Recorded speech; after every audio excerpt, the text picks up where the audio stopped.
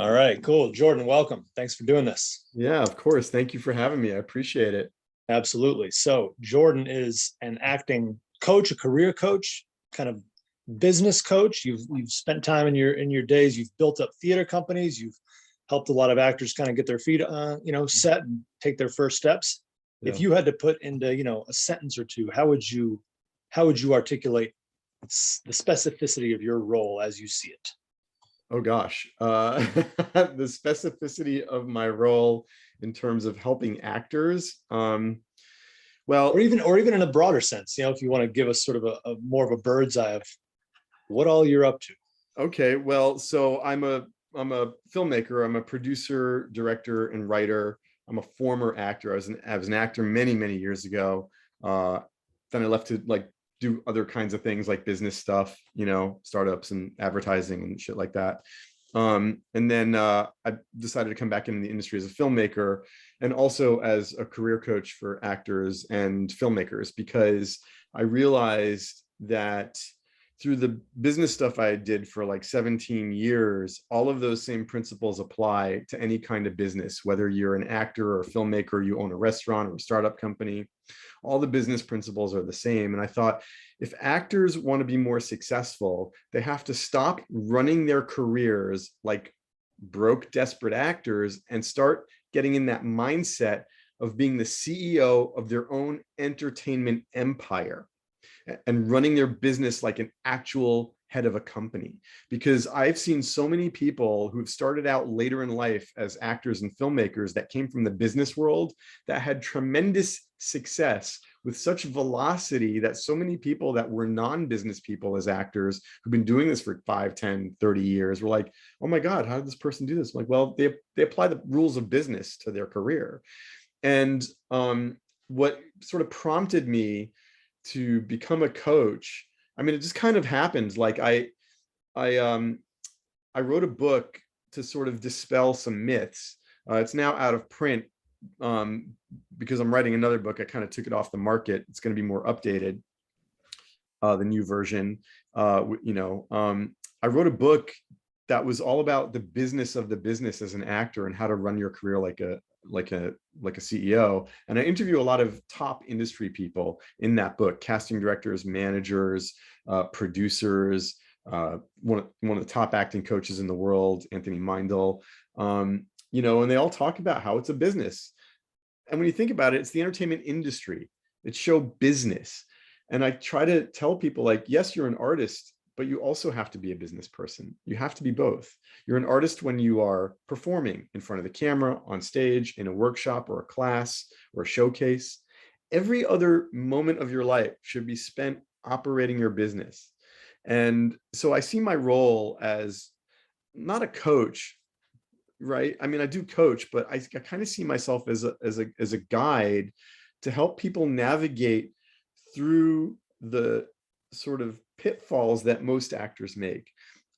My my mission, Trevor, is that I want to help inspire actors to live into their greatness and get over whatever mental roadblocks they have or self sabotaging thoughts they have, because you can have a very thriving career no matter where you live, no matter what your type is, no matter what you look like, your gender identity is, any of that. You can have a really great career if you take it in your own hands and stop waiting for somebody to give you an opportunity. And any good entrepreneur knows you don't wait for opportunity, you go out and make the opportunity, right?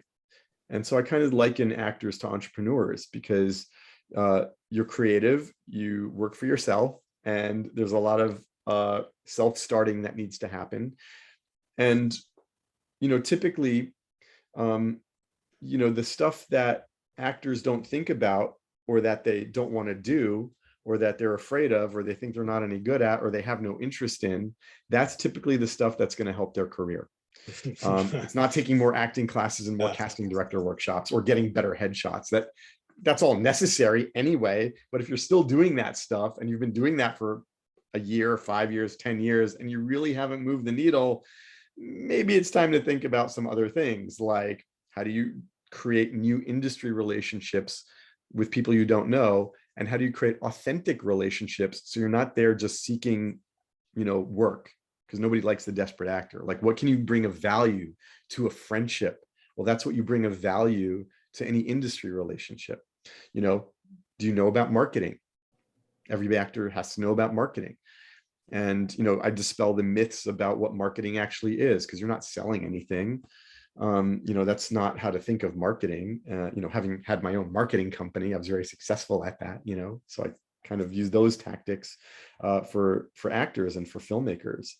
I really want to bring affordable business education to actors. When I say affordable, there are people charging $10,000, $20,000 for this knowledge. And, I run a free actors Facebook group, and it's all the good shit, it's all Yeah, the I stuff wanted that I wanted actually to makes also point out for anybody yeah. listening. Yeah, Jordan has his own business, Thriving Actor, Thriving Actor Business Academy. Do you call it? Yeah. So, well, there's thrivingactor.com, and then there's the ThrivingActor.com. Thriving Thank Actor you. Facebook group. And then I do have an online course called Thriving Actor Business Academy, which answers every single question you could have about the business and how to operate more efficiently and effectively to go further faster. And then, and with that, the intention is to just help create more successful actors with healthier mindsets and better mental health. Because so often as artists, we beat ourselves up, we compare ourselves to people, we think we're not good enough, we think we're not talented enough, that's all this crazy making monkey mind that we have. And I really want to help people understand that that is not truly who they are, and that you can give yourself more beneficial thoughts than the negative ones you might be having at any given day with practice. I'm not saying it's easy, but with practice, it does get easier. And when you can really truly understand how the business operates as an industry and all of the moving parts from the head of the studio all the way down to craft services, when you have that understanding of the industry as an actor, then it will help you operate differently in a way that the business marketplace will respond to, right? So, as actors, we're artists. As entrepreneurs, as CEOs of our own company, we have to look at what's the company we're running. It's my acting career. Well, what's the product I'm selling? It's my talent for these specific archetypes or these kinds of roles that I'm really right for. And like any good company or good CEO, whatever side hustle you have, whatever job you may have outside of acting, when you put money into your own research and development as an actor, and I'm not talking about acting classes, that's just baseline minimum of what you need to be doing. It's maybe taking, a marketing class or a financial planning class, so you're not a broke actor, or, a relationship building course. Fortunately, I offer all of that, right? But this is not a plug to sell my course. Like, do it, don't do it. There's plenty of other people out there. Find one that resonates with you, and get a business coach for the industry. Because, think about it. We hire coaches all the time. We hire personal trainers for fitness. We hire, nutrition coaches if we were trying to, eat healthy or better or whatever, right? And that all has benefits. So why would you not hire a business coach for your acting career who can help you weed through all of the noise that other actors or other teachers are saying? Because look, you might have gotten some MFA from, some conservatory program, which is great. Maybe you went to Yale, great. Maybe you went to NYU, awesome. And you have a theater degree. What they don't teach you is how to be a business person in this industry. And that is the most essential thing you need to know how to do. Let me ask you this, and I kind of like, I know I sent you some questions, we're kind of going a little bit off the cuff. So, it occurs to me, and I don't want to say something too terribly cliched here, but like, so many people, I think it's fair to say, become actors because there's some degree to which they are having a hard time. Yeah. A lot of actors are born out of a certain kind of, communicative struggle, struggle to really assert themselves, whatever it is. Yeah. And so, I mean, how much do you find that it is the case that actors seem to be, in terms of personality type, uniquely challenged? I mean, I think in terms of, you're talking about business, and in terms of marketing, and in terms of the willingness to sort of shamelessly make clear to the world around you, this is what I bring to the table. I Right. mean, to what degree you Yeah, find that's an actors excellent uniquely topic challenged? to unpack. So before I get into it, one of the best courses an actor can take is a psychology course, Mm. because it's all about the psychology of business and the psychology of being an artist, right? When you understand your own psychology and the psychology of actors in general, who are actors?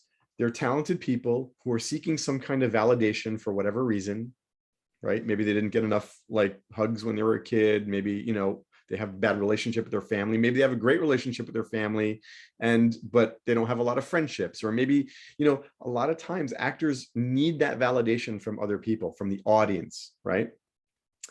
So you have to look at why. Why do you need that validation, right? When you can start to understand why you need those things, you can start to understand how to approach it differently in a way that serves you. And, you know, I think the reason why a lot of actors have difficulty kind of taking that space for themselves and saying, here I am, I'm a badass, I'm great, and I'm talented, is, you know, we learn that we don't want to be, you know, arrogant. We learn that we don't want to be boasting. We learn in life that, you know, it's not a great idea to make yourself like, you know, into something that you're Too not, big for or your that you're britches. trying. Yeah, you don't want to get too big for your britches. And that's not what I'm talking about in terms of doing, you know, but it's entirely wonderful to celebrate your accomplishments and to talk about yourself in a positive way, because, you know, this is not a validating industry. So if you're looking for validation in an industry that is designed to make it difficult to get that validation, because there's a lot more no's that happen than yeses. Maybe that's what we're all really kind of seeking. We actually Right. just want to kind of get slapped around a little bit. Right. Maybe, you know, if you're into that, cool, you know. Yeah. But you know, like typically people in this industry are seeking validation from a whole group of people, which I call the buyers or the marketplace, you know, the producers, the showrunners, the network executives, the directors, the casting directors, the agents, the managers. They're seeking validation from these people by getting auditions or getting a job or, you know, booking a role in something. But this industry is not designed to validate you. The industry is designed for one reason and one reason only. And this is the thing that most people forget. It's designed to make money, because it's a business. And like any business, all they care about, all any company cares about, is the bottom line. The bottom line is the bottom line. Right. So we're trying to seek validation and from a business or an industry that's not designed for validation. It's designed to make money, right?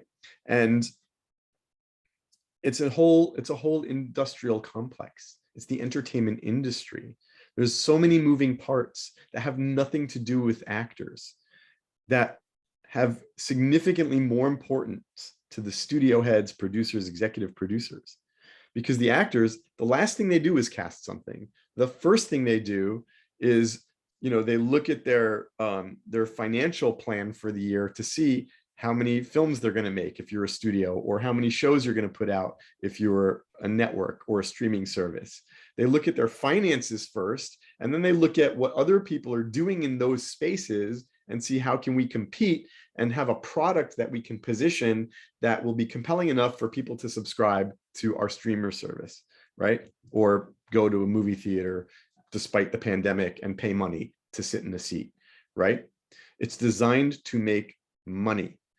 And the first rule in business, the very first rule in business, Trevor, and I love saying this, is nobody gives a fuck how you feel. And actors are ruled by their feelings and emotions. And guess what? Nobody gives a fuck how you feel. Nobody. Can you, you know, come and, you know, deliver a great performance in your audition, a performance level audition that makes us see you in that role? And then when you show up to your chemistry read, can you take it to that next level? And when you show up on set, are you going to be cool or are you going to be a dick? Because every day that we're on set costs us money. And I'm saying this as a producer. I'm producing a film right now. Every day we're on set costs us money. If you're going to delay us, I'm gonna have a conversation with you, and if you're not on the same page, I'm gonna replace you, because time is literally money in this industry, and nobody gives a fuck how you feel. You had a bad day, great, get into character, leave it at the door, right? Do your self tape, even though you're whatever, you got into an argument with your spouse or whatever. Let it go, get into character. You're a professional. This is what professionals do. We separate our emotional life from our business life and deliver what we need to deliver, because nobody gives a fuck how you feel. You can feel everything you want, and that's important. Have your feelings, talk about it with your therapist, not your casting director or your agent or your manager or the producer or the showrunner or the gaffer or the DP. Like, nobody cares. They're there to do a job. Yeah. You And once don't burden people with your stuff. Yeah. Once actors really understand, like, this is a business and all they care about is making money, they don't care about how you feel. They don't even care if you're a great actor. You got to be good enough, right? You got to be good enough. But look, there are people who get replaced all the fucking time. All the time. Because they're either diva, mentality, whether you're, depending, and I use that term not related to women, but just the diva mentality, which is applied to all gender identities, right? And look, I'm sure I'm guilty of it too. Like, I think I'm great, Yeah. But I don't act like a dick, people get replaced all the time for various reasons. Eric Stoltz was originally in Back to the Future, but who's the star of that movie? Michael J. Fox. No Tom kidding. Selleck Wow. was supposed to be, Tom Selleck was cast as Indiana Jones. Wow. Yeah. Right. The one story I know is of goddamn John. Oh my God, the Punisher. John. Oh yeah, John Bernthal. On the set of I Love You, Man. Right.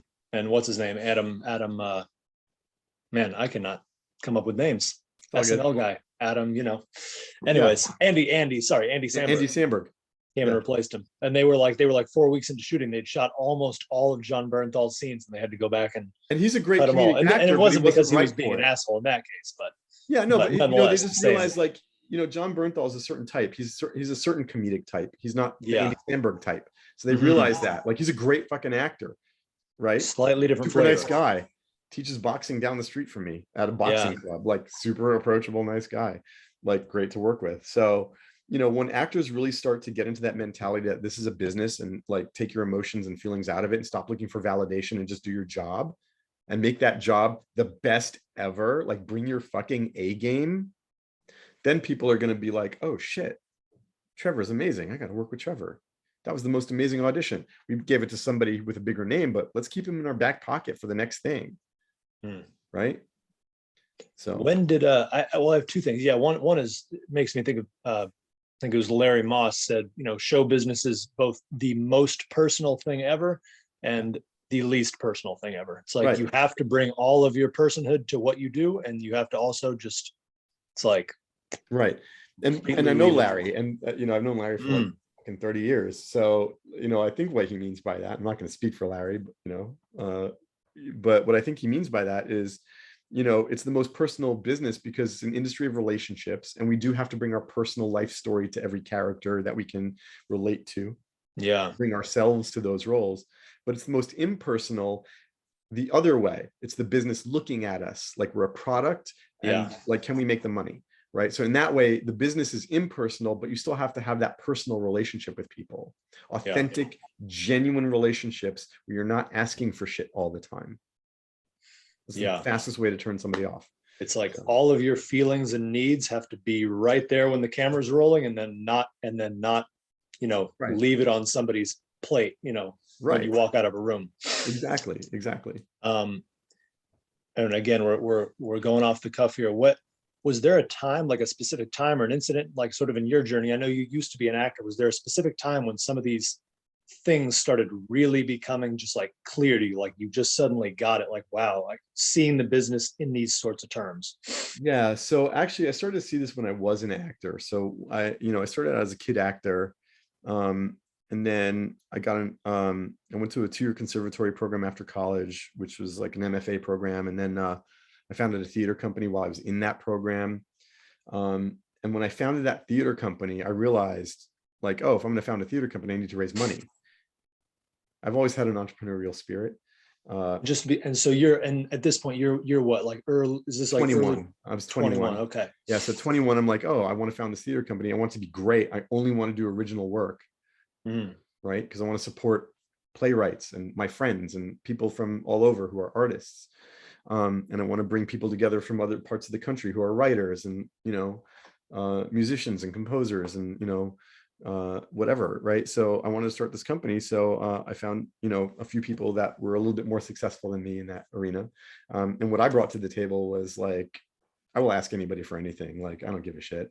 I got a set on me, right? I got, I don't. You're going to be the relentless, just like the block, finding out. People tell me no, okay. My neck, like every no, I learned at a young age that every no I got me closer to a yes.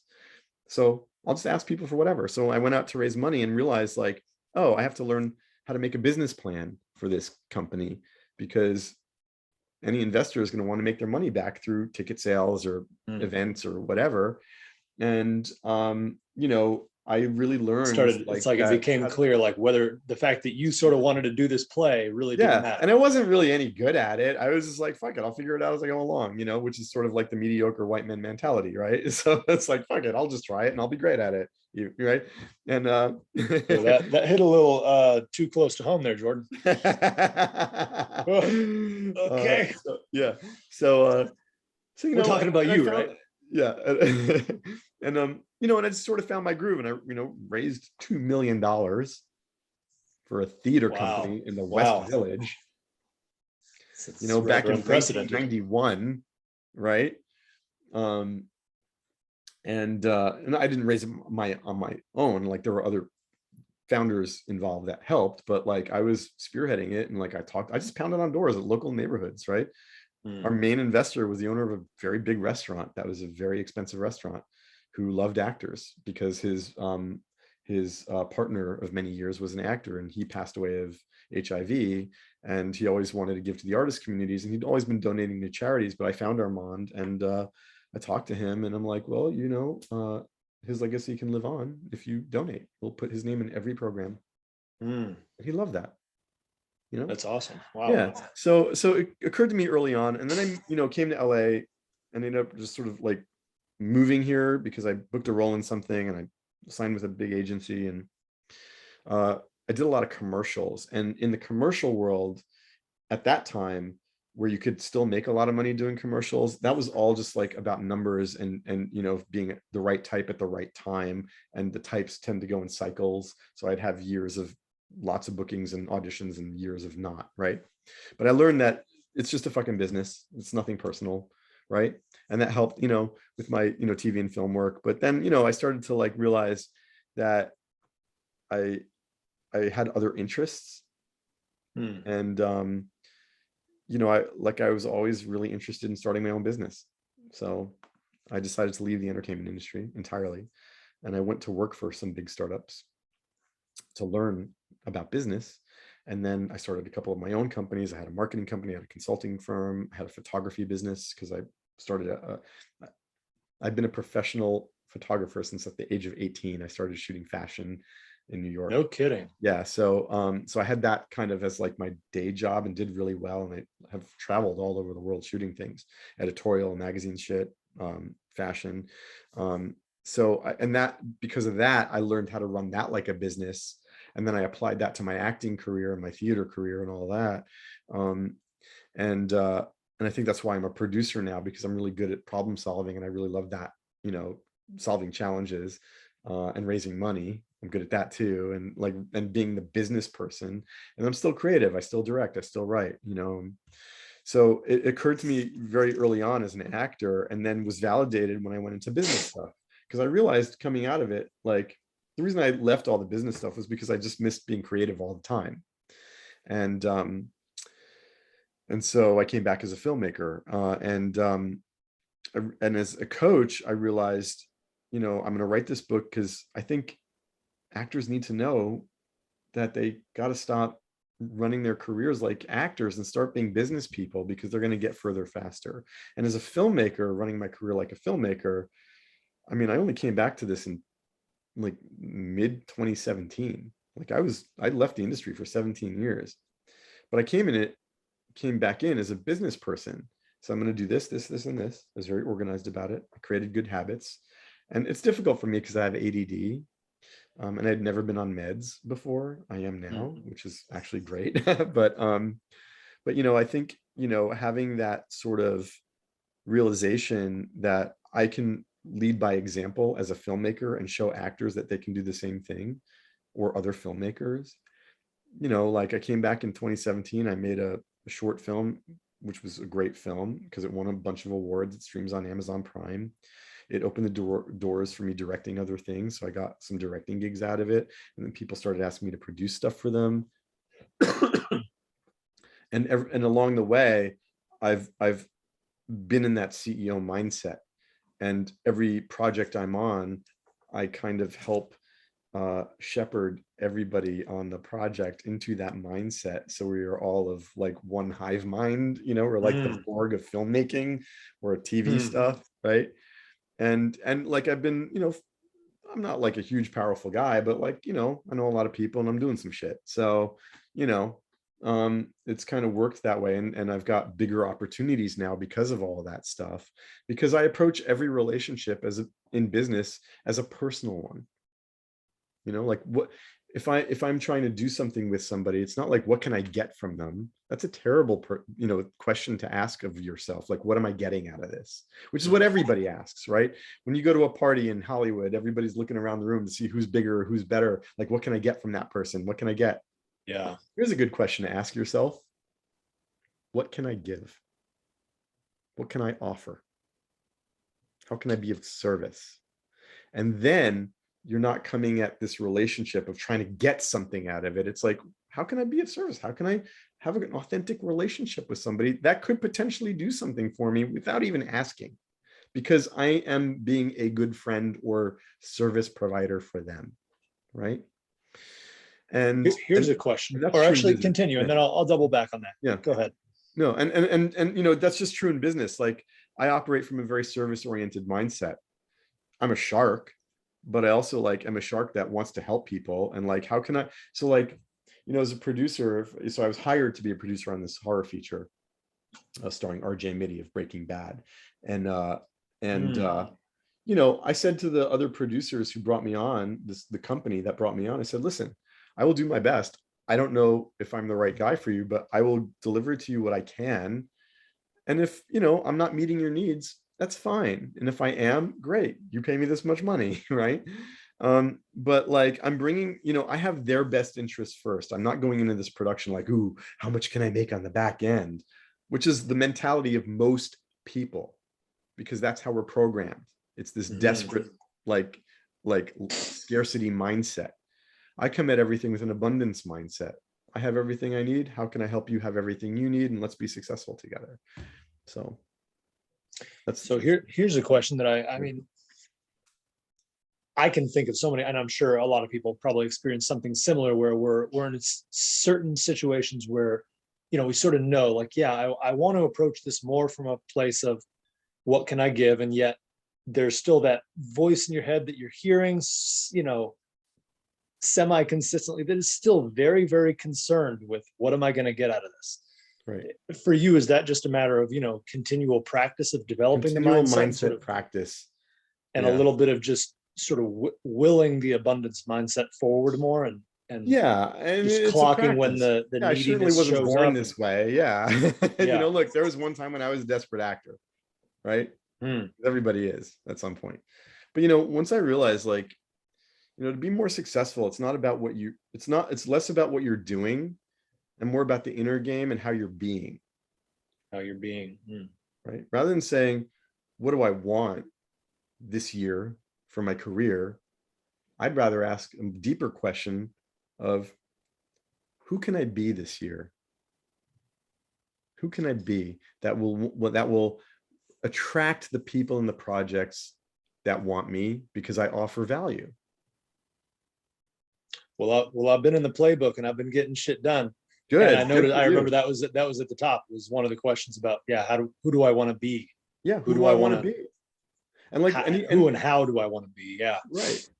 Yeah. So Trevor, as you mentioned, I have this playbook called the Get Shit Done Playbook, which is a 90-day journal for success, it's a free thing that I offer. And if people commit to it and they do it, like you finish the playbook after 90 days, you assess where you're at and you make adjustments, and then you do it for another 90 days. I still use my own playbook. I created this thing fucking years ago and it still works. But if you just commit to that free thing that I offer and you do it, I mean, in a year, your life will have changed by leaps and bounds, whether it be mindset or finances or the roles you're going out for or where you're at in your career. Any one of these things is great movement forward.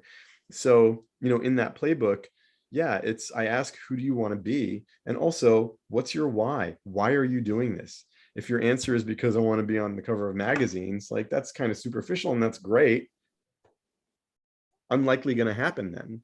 Like when you can connect the why you're doing this, why do you want to be an actor? Why do you want to be a famous actor, to something on a more personal, deeper level of coming from a place of service. Like maybe I want to take care of my family. Maybe I want to have a family. Maybe, I need financial independence from my family. Maybe I, want to, create a foundation for autism, like whatever that is, that's personal to you. And once that's driving you and you operate everything from that why and who you're being and being of service as an actor, as a filmmaker, people are going to relate to you in a more positive way. They're going to want to help you get opportunities because you're not just in it for you, because we don't ever get anything when we're just in it for us. Yeah. Well, with that in mind, let me ask one more question. So, because for me, this feels sort of how it occurs for me when I'm in that sort of dance, let's call it, is that it's almost like there's times when the voice in my head is absolutely very, very concerned with what can I get for me? What can I get for me? And there's a degree to which it actually feels like bordering on kind of inauthentic to try to pretend as if right. I'm doing this for anybody other than my own, gratification and my own validation. And, and not to make this question about me because I'm hazarding a guess, that's sort of the internal reality for a lot of us at different times. Mm. And again, so I guess I'm sort of re-asking the same question again. That's sort of just a matter of continual practice. Yeah. And continual, yeah. I mean, I don't want to phrase it as if it's sort of like a fake it till you make it, like sort of pretending to be giving and abundant until it actually starts to become that way. But right. I mean, maybe that's one way to. Yeah. It's a way that's not going to get you far. Right. Mm-hmm. I think, I've dedicated my life to never-ending self-improvement. Dedicated my life to it. Almost 30 years now. Mm-hmm. Of continual mindset practice, of continual operating from that mindset of abundance and sharing that abundance with people. Meaning, what can I do for you? Right? Communicating in a way, which I used to teach a communication course of conflict resolution, of rather than thinking, what am I getting out of this? It's how can I have this negotiation go if I'm negotiating a deal so that they get everything that makes them happy, not everything that what they want, but everything that makes them happy. Meaning, if you and I are negotiating a contract, Trevor, over some project, and I'm coming at this negotiation with, how can I set Trevor up for success so I can also get what I need that will make me happy? Then that's a whole other level of negotiating. Then it's not both just winning, trying to win or dominate. It's right. Then you're both collaborative, winning, and you both will find a way to agree on stuff and get shit done. Right. And so this has just been continual practice for close to 30 years of mindset work, meditation, abundance mindset. I read everything by all the great coaches, Brendan Burchard, Tony Robbins, T. Harv Eker, New Jen Sincero. I read every book that comes out that can help me be a better person, a better communicator, and work better on my mindset, create better habits. One of the books I recommend is Atomic Habits by James Clear. It's a great book to help you create better habits and break old ones. I run my life using the 7 habits of highly successful people. I've been doing that for 25 years, and these are books I continually read. They're all marked up and torn, and I listen to them on audio. I listen to everything by Gary Continually Vaynerchuk. revisiting. Like, I'm in it, man. Like, I love this stuff because the personal development stuff, you cannot separate yourself from your business. You can't. It's a part of your life. It's a part of what you think about. And not just actors, this is everybody. So if you can't separate yourself, if you're the best version of yourself, then your business is the best version of you, because your business is a reflection of who you are, not what you do. And who you're being and how you're being. And that even applies as an actor. Your business as an actor and how you show up to the industry is a reflection of who you are.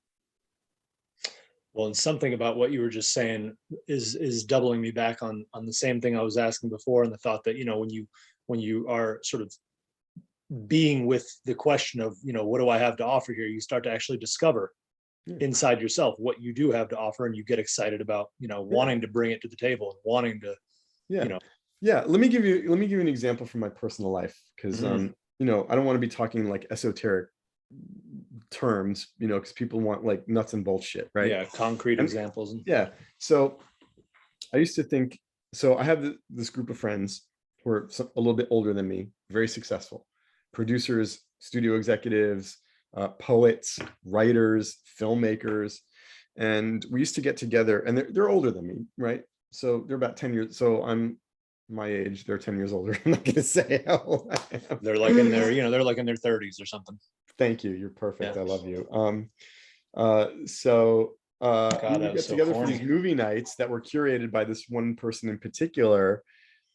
And he's like an encyclopedia of every movie, Yale educated, reads classical Greek, was a major producer, now has an education startup that I consult.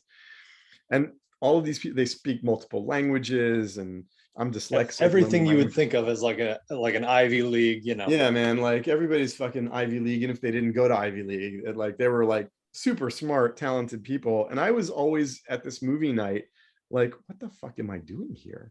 I'm like the least smart person in this room. And I was like appreciative that I was there having dinner with them. And, I have a good sense of humor. I can roll with it. I'm funny, and, I'm really good in a social situation because I'm an extreme extrovert. And, and because I was, in the industry, and then I was in business stuff, I thought, okay, well, maybe I have something to offer this group of amazing humans. And, but I felt out of place. And then one day, my friend, who kind of was the head of this movie night dinner group, and, was the collector of all these people, called me, and he said, "Hey man, I really need your advice on something."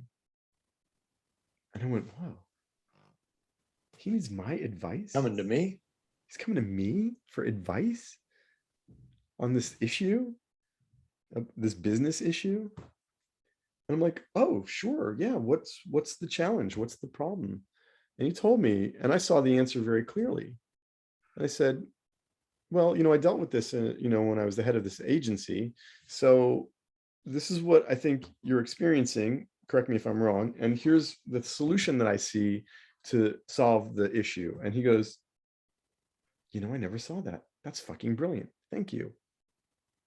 And I realized in that moment that I do have a lot of value to this group of people because of my life experience, which they didn't have. They all have their life experience. They know a ton of stuff that I don't know. And guess what? I know a ton of stuff that they don't know. And now I consult this person's startup company, as I do with other startup companies. So, because I still do business stuff on the side because it's fun. So I realized, like, I have a lot to offer. So I'm just going to offer it to anybody that wants it for nothing in return, without expecting anything in return. And then if I need something, I'll ask, and I won't expect a yes. And because of that mentality, because, I have then started to approach things as, what can I do for you?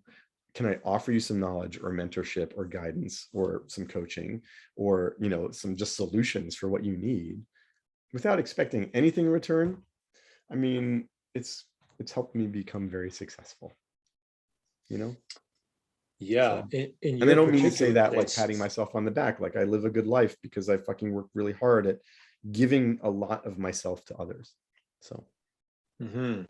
you know, How do you, I'm sure there's a certain dance involved for you in terms of, making sure you're not stretching yourself too thin and or giving away sort of too much without, I mean, obviously you're doing yeah, fine, but yeah, giving away too much without.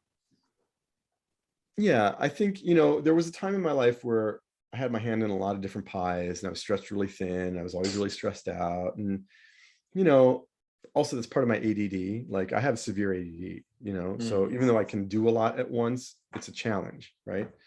And it's hard and I don't sleep and I wasn't sleeping a lot. Um, and it was starting to affect my mental health. Uh, and that's the first thing anybody needs to take care of. So I just decided like, who am I truly? Who do I want to be? And what do I really want in my life? Let me just do that. And I let a lot of those things go. And I focused only now on filmmaking. And, you know, like I got some TV stuff in the works. I'm talking to, you know, a very big company about developing a show for them. I've got this horror feature that is shooting in Chicago in April and May. You know, I've got a lot of stuff going on because I'm entirely more focused on filmmaking, being a producer, director, and a writer. And, you know, I still love my coaching, but I can't help everybody one-on-one. I used to only do one-on-one stuff, but I don't have the time, but I can still help people with my Facebook group that is free and you come in, you know, I answer questions when I'm available and you get input from people with more experience and all of that. And then I've got my coaching course because, you know, it just helps people when at, you know, on their own time, like they watch the videos at their own pace, they do the playbook at their own pace, you know. And then I have a separate group for the business academy where they get more of me, right? So, you know, I've set my life up now in a way that I'm doing a lot less and I'm focused more on what I actually want to be doing, because at some point everyone needs to realize that focus produces velocity. If you spread yourself too thin, as I have done in the past, everything moves very slowly because you can only dedicate a little bit of time here and there to each thing. Feels like a So major theme for me right now is, yeah, yeah, a lot of let, you know, dispersion. yeah. And, you know, look, I just like, I also just got back from like a Buddhist monastery retreat of like silent meditation for 4 days. So I'm super zened out, like, you know, and I've like trying, and I'm even trying to slow things down even more and do less with better focus. Mm. Right. And that's actually why I decided to go on Adderall, because like, even though I was doing well without meds, I really want to focus more on just, you know, these things, not everything. So, so, you know, I'd say slow down and focus on the things you really want to be doing and put your focus in that. Dedicate the time and energy and maybe some investment on your part so that you can move further faster, because focus produces velocity.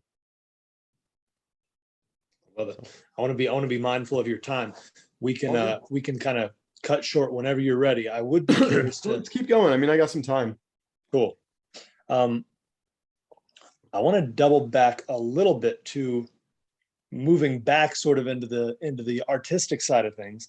What was your first sort of thing, whether as a child or whenever it was, that first made you feel like you wanted to go be in acting or be in storytelling in some kind of way? Oh my God. What was the I thing that guess kind of as a hooked you into child, this? like I loved watching TV and I loved going to plays, like on field trips in school. Like I loved the theater, like I loved it. And I was like, oh my God, I want to do that, you know? And I was the class clown. I was always performing some shit, you know, getting in trouble for it. I was a terrible student, but very entertaining. So they kept me around, you know. And Yeah. I just realized like that's what I want to do, man. And what's funny is I went to high school and I grew up in New York City and Woodstock. Well, I say I was raised in New York City, but grew up in Woodstock, if you know what I mean. So I went to public Sort of, school. I sort of know what you mean. Yeah, Probably a not lot of too firsts much. in Woodstock, a lot of Huh. firsts. Uh, uh, and I went to public school in New York City. Which in itself is just like learn how to fucking survive and not get murdered, right? Uh, you know, um, Act like a badass, even if you're terrified. Right. And then, when I got to high school, I went to LaGuardia High School, which was the combination of two art schools, music and art high school and performing arts high school, combined into LaGuardia in 1984. And I went there, but my focus was actually fine art. I grew up always drawing. My mom was an artist. So I was always drawing or painting or doing illustrations. I had my own comic book for a long time when I was a kid, that I just distributed for free. I'd go, like, we'd photocopy it at the local photocopy shop. I'd staple it and I'd give it out to people, So I was always an artist, and that fascinated me. But when I got to high school, all my friends were singers, dancers, and especially the actors.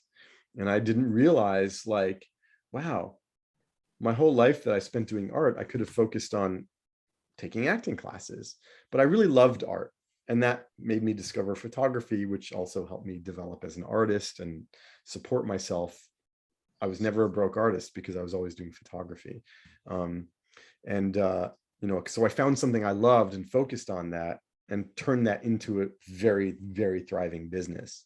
And then I got to college and did theater. I did a bunch of plays, and I knew that I wanted to continue that journey. So from an early age, I knew I wanted to be on stage. And then until I got to college, I didn't really take advantage of that, because I was an artist in other ways. So just being in theater in college and doing plays, my first show was a musical. I cannot sing. I don't know why the fuck they cast me. But it was a musical. I guess I did all right. And then I did other, like, legit plays. And then I knew I wanted to continue that education. So I went to a conservatory program. And then I knew that because I've always been a self-starter, I knew I had to start my own theater company. So that was kind of my trajectory. So as a kid, seeing plays, seeing theater, going to Christmas shows, seeing the Rockettes, like, in New York, like, just being on stage was like my goal, and I got to do that a lot. And then when I moved to LA, I was part of a bunch of theater companies. I did theater here, just for, because you don't make any money in theater, really. So I just did it for the passion and the love. I love being on the boards. I love it. In fact, I've considered recently, like, should I do a play? And then I thought, I'd rather produce a play. So I The actually very produced next a play. question I was going to ask you is if you today have any pull to want to either get in front of the camera or get up on stage somewhere. So, I would do a play. I would love to do a really good, solid play. Like, I would love to do, like, a David Ray play, or like a Lanford Wilson something. I don't know. I've done like, God, I've done so many, like, of the great playwrights in my life at younger age. I think I would do a play, as an actor. If I were going to be in a movie, so, side note, during the pandemic, I built a home gym in my garage, and it's like freaking Equinox in there. Like, I got everything. Like, Everything I should charge memberships. I do need a coffee bar and a juice bar, though. But so I've been I'll come work. You can bring me work on. out, man. I know you're a trainer too. So fitness has always been a big part of my life. Like, I used to run distance. I was a distance runner. I've done some half marathons, and I finally decided, like, why don't I just train for a marathon? So I'm doing that this year. I'm training, I'm working out. So then I thought, well, if I do come back as an actor, maybe I'm going to produce an independent action film and be a bad guy who kicks some ass before I get killed, because I'll be jacked, like, that would be fun. Yeah, you can I don't know, Tom Cruise up, and then I'm not interested. Yeah, I'm not.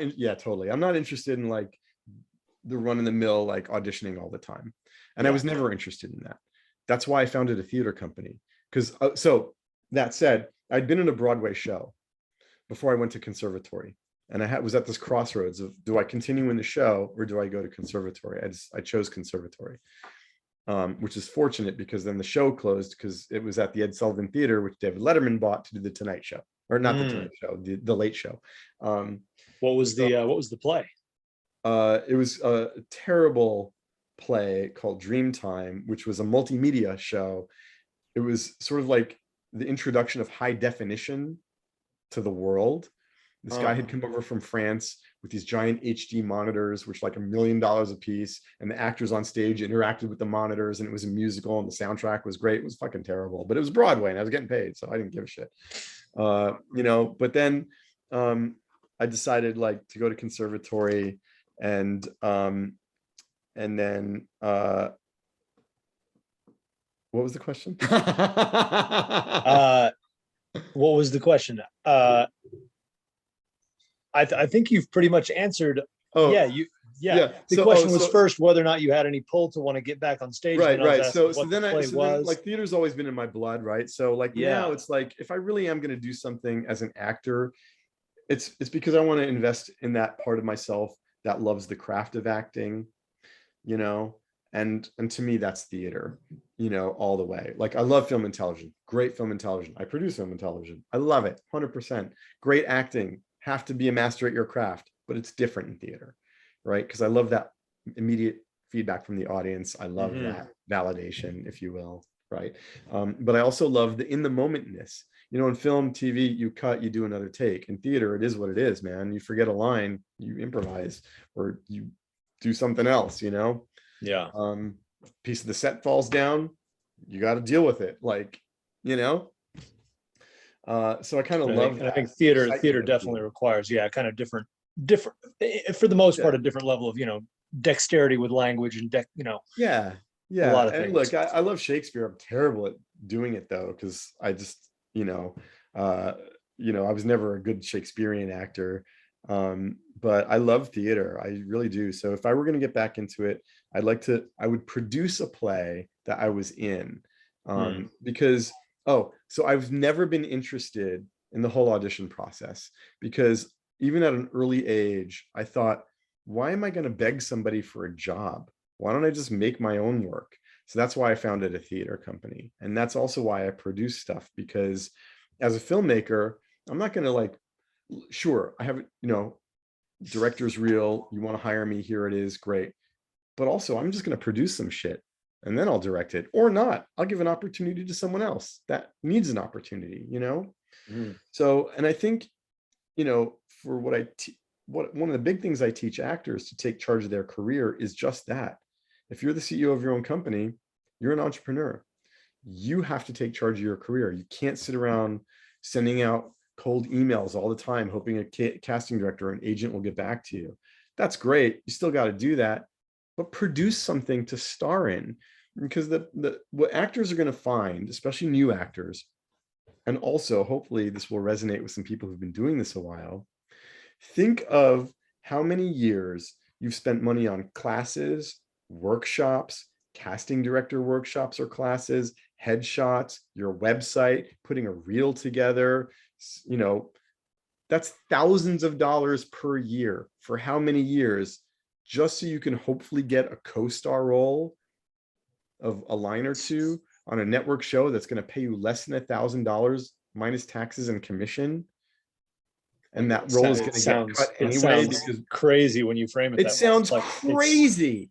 So if you think of this like a business person, Trevor, that's a terrible return on your investment. It's like, why not take 6 months and just dedicate those 6 months to developing your own whatever. And then star in something, a short film, a web series, or a $30,000 feature that you can raise money for on a fundraising platform, and do that. Because if you can show someone you can star in something and you're any good, now they can see you in a role for TV that's not a co-star, but maybe a guest star or a recurring role, or maybe a series regular. I was going to say, like, even if you're not good, the co-star should start rolling in.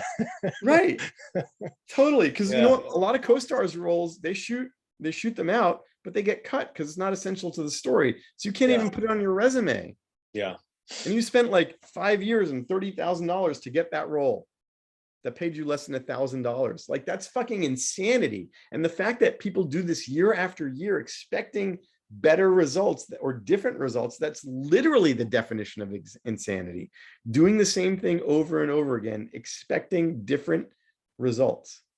If your results have been the same, do different things, because doing the same thing ain't getting you anywhere, guys. Produce something to star in, then, get it to festivals so people can see you. Maybe you'll win some awards, but now you have something to show somebody. And you never know what it's going to lead to. The people that I've coached on this, who've done this, are now living their best lives as actors and producers. The last fully live event realized creatives. Yeah. The last live event I did, because I do live events once or twice a year, where, it's like my trainings, and then I have industry people come and tell you exactly what works. Casting directors, producers, they all teach at this event. I had a panel of creators. They were all my former coaching clients and students or Facebook group members that I've basically said, you've got to produce something. I showed them the benefits. That opens so many more doors for them as actors. And they also get hired to produce other things and direct other things and act in other things. One of my clients got a direct offer from a film that she produced and starred in. Got a direct offer for a feature film, which, she just posted the poster to the Thriving Actor Group. Like, she's starring in it. Wouldn't have happened had she not done her movie, her short movie, right? So, but it's you got to look at your return on investment of time and money. If you're not getting a return, do something else, do something different. Don't do the same thing everyone else is doing, because you'll get the same shitty results. Beautiful. That's straight up the truth, man. Beautiful. We'll maybe wrap up with these two questions, and these are more, I hope this isn't a regression from where we're going with this, sort of reframing the thing in business terms. Various conversations I've had with actor friends over the last few weeks seems to be, I don't know what your experience is or what trends you're noticing through the pandemic. I feel like for me and a few actors that I've spoken with, it seems like, the requests for I've suddenly during the pandemic been getting, requests for recurring and guest star things when I don't even have any co-stars on my resume. And and it seems to be a few other actors that I've spoken to seem to be having a similar experience of more, almost more opportunities for more, sort of higher tier kind of auditions are coming through for people. I'm not sure if you think that's sort of prevalent, that is sort of a democratizing effect that the pandemic has had in terms of what sorts of opportunities are coming. Yeah, I think so. I think what happened before the pandemic, look, self-tape has always been a thing, but it just became more so because you can do them from anywhere now, right? So let's say you live in New York or LA, right? And you're casting a show, you're probably going to get people from New York and LA submitted for those castings, right? And then you start to see the same people as, guest stars, co-stars, sometimes recurring roles on various shows. The industry needs new faces every so often. When you can cast a wider net, you get wider groups of talent that could be good for your show. And because you can send a self-tape in from wherever you live in the world. You could be on vacation for 3 months in Bali and send a self-tape. Make it good, make it quality, good lighting, good sound. Bring your best fucking performance like you're already on the show. Never think of it as an audition. Ever, guys. It's not an audition. This is your chance to do your best fucking acting like you're already on the show. That's what's gonna get you the call back or the producer session or the screen test or just get booked. Right? Performance level. And the nice thing about self-tape is you send two different takes that are very contrasting. And if you fuck up, you just re-record it. So it's great. Yeah. But I think that is a trend because, they can get actors from anywhere now. And also when you've had a lot of credits, you command a higher salary. A newer actor who doesn't have any credits gets the, SAG scale rate of whatever it is, right? Which is less Sure. than, you know, this person who gets $5,000 a day, you know, like, so if they can Bottom save line. money, because again, this is an industry about making money and Mhm. profits. If they can spend less money on a quality actor that's just as good as somebody else, that's more expensive. Fuck it. Let's go with Trevor. Yeah. Let's go with Trevor. Cool. Yeah. Man, that's about all I got. I mean, there's things we could spin into, but I feel like, yeah, I don't want to I want to keep the thing kind of distilled. I feel like, yeah, a lot was said. So Cool. Right I on. don't know if I have anything else. Any closing thoughts? Any closing Yeah, shameless plugs or yeah, I think, you know, for actors and filmmakers, I think that the three best things you can do are actually set some real goals, create a real action plan of executing every day, and run your career like a business person, meaning act in spite of how you feel or what you think, because this is always going to hold you back right here. This brain is going to make you crazy. You got to ignore it and just do your job as a business person. Get shit done. Move the ball forward. Don't obsess about shit. Don't obsess with your crazy thoughts. Let it go. Breathe. Move on. Take some action for your goals. And be clear. Be clear on what you want. And go after it. You know? And also remember, the most important thing to remember is have some fun. Make it fun. Right? Fun. If you're doing it because you need to make your rent, you're not going to book it. Have a side gig that pays you so you don't have to worry about that shit. Right? Do this because you're having fun and because your why is so strong. Because when you look at anybody on a set that's made it, quote, made it, right? They're having fun. The whole crew, the directors, the actors, they're having fun. yeah. You know, but you got to start out having fun. You can't wait to get there. You read my mind. Yeah, I was about to say, it's like, that's the trick, is how do you bring the fun before you've been given permission to have the fun? Yeah. Yeah. Right. Yeah. Cool, man.